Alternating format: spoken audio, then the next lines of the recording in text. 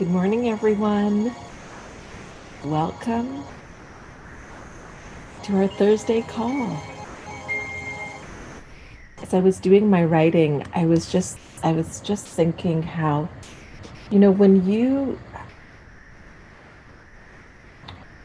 take responsibility for your own joy and happiness, and because it's your responsibility, you're filling yourself up with what brings you joy and happiness, and you're the state of being of joy and happiness. So when you are that, then you also, it's not like it's something that you want to kind of keep to yourself. So you want to then have experiences of joy and happiness in the world. And how we do that is by, I was just thinking about this because I just read a post in our graduate mastermind with a client who tipped the bill for the second time. So, and she was just mentioning that she could see how it affected the server when the server took a double take at the bill. But and that was a spontaneous gesture that she did. But, that's what happens. It's you want to, life is for fuller expansion and expression, expansion and expression. You want to express joy and happiness. You want to have the experience of it, the state of being of it. And for you to express it is to give it as well. And then it becomes in circulation. It's not like you want to hold on to it. Oh, Kelly, yes. Kelly, this is so much fun. So I've shared this with my clients before, and now it's become a thing that we do if you ever feel like doing it. But you literally tip the bill. So 100% of the bill. Taxes, all of it, whatever that final number is, you tip it. And it was funny because we had done this, and Leanne was there. Finally, the success advisors, the team, and I got together and we tipped the bill in the restaurant. And as Anne says, I think you broke the machine because, first of all, he was like, "Oh no, you did 100%," and I said, "Yes, I meant to do 100%," but then he had to rekey it in. Many times, what's fun is actually doing it, and there are times, I mean, now you have to key it in. One of the last times that I had done it, it was when they brought you the paper and you filled it in. So we filled it in and then left and did not see their reaction. So that was good. And yeah, Kelly, like it's just whenever you feel like it, and it's not the amount of the bill. Like you could grab a coffee and want to like leave even more than the coffee cost in the tip jar. You could buy a sandwich. Or I did this, I bought Craig's cookies the other day, or not the other day, but a while ago, I bought Craig's cookies and I tipped the whole thing. So also know that it's not the amount, it's the feeling, it's that you want to. It's that you want to. That is the most important part of this and everything that you do. It's that you want to. I was talking to one of my clients yesterday, and what I love about this is that she's been a private client for a while, so we can see Steve Jobs says that you cannot connect the dots looking forward, you can only connect the dots looking back. So she had a friend ask her, because she's seen the growth in her life, and she's like, I don't understand how has this happened? And I was saying to this client, I know how. It was when you made the decision to do this. It was when you made the decision to do this. Like these are the decisions that we can now look back, that those decisions that felt so scary at the time that led to this. Hannah sent me a note the other day with what has been happening in her business and her life. And I can tell you that some of that was when, like, some of the leverage that she received was actually when she made the decision to release herself from her contract with that marketing company and not do it because, well, I should do it. I've paid for it, even though it was draining her.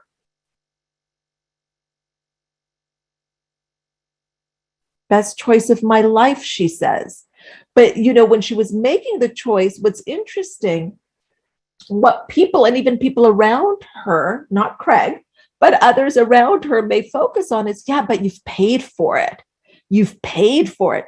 Oh, who was it oh, yes, another client. We were talking about this, about her leaving a cottage early because it was going to rain the next day, but she's paid for that other day, but she wants to leave, like, so I've paid for it, so let me suffer through the rain. No.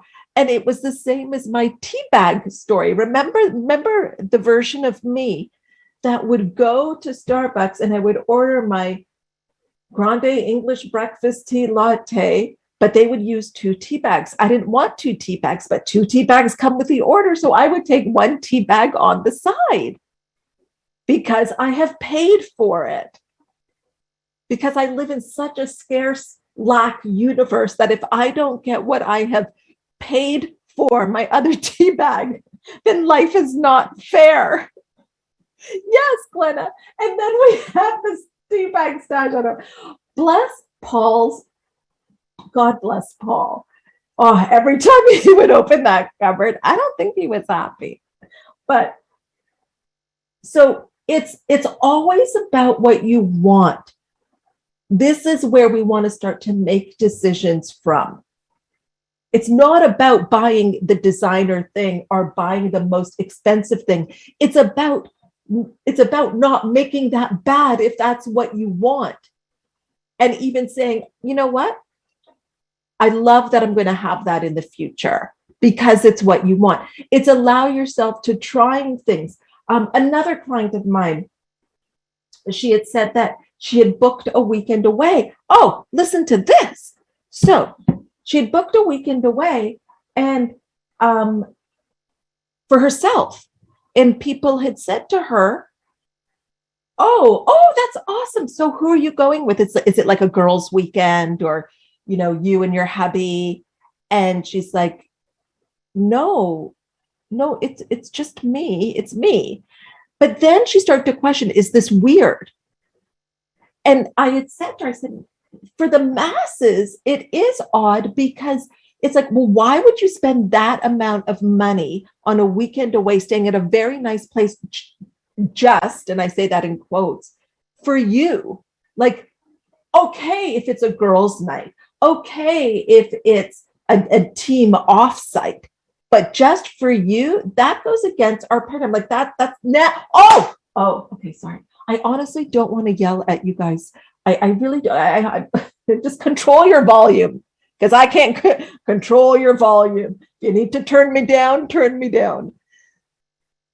So why is that? Because we can spend money. Like it's okay to spend money if other people are coming, but to spend that kind of money, whatever that kind of money is to certain people, well, that is indulgent. Like that's when we've crossed the line. That's when it's no longer really justifiable. And this is why I share what I do, because I want to show it's just to normalize it. It is just to put it out there because many of, so here, so then I said this to her. I said, and here's the beautiful thing. Here is the beautiful thing.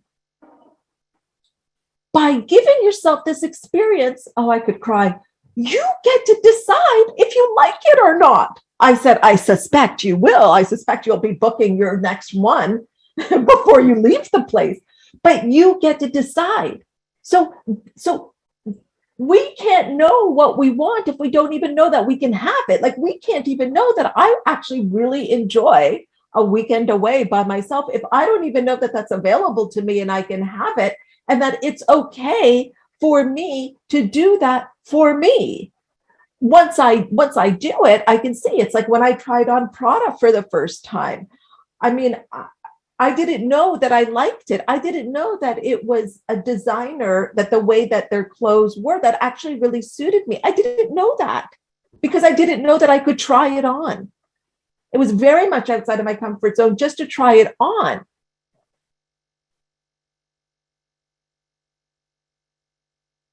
But now I know. So this is fuller expansion and expression. But what is it that keeps us from expanding is our judgments. So as you're thinking about like what is your next goal, what is your C type goal, and we're looking at um, we're looking at those judgments now and unearthing them. It is because they don't come with us. We are not packing them.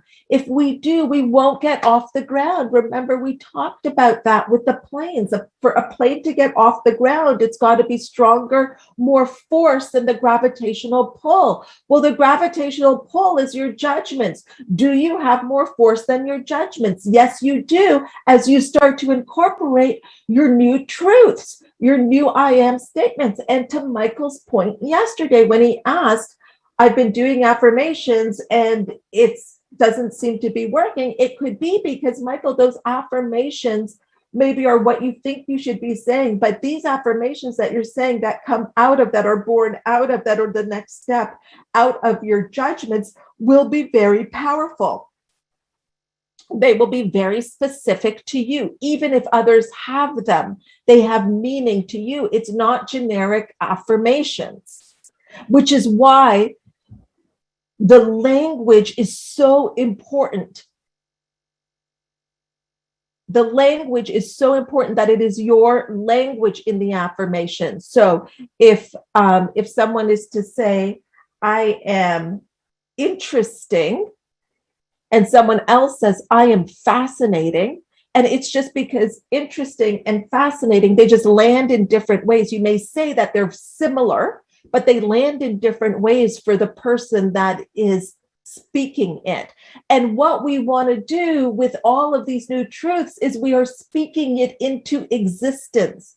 And then we speak your goal into existence because your goal is already here, and we're speaking it into existence because we are speaking it into existence because we are speaking it into existence from the state of being of the new truths.